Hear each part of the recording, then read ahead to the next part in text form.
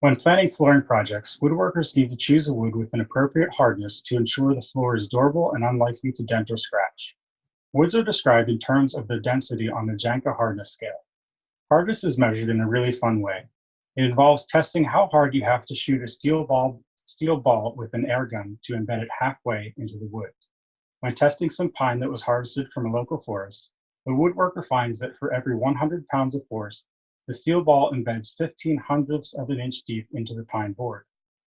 The depth of the ball bearing in the pine as pressure is increased can be described with the linear equation y equals 15 hundredths times x, where y is the depth of the ball bearing and x is hundreds of pounds of air pressure.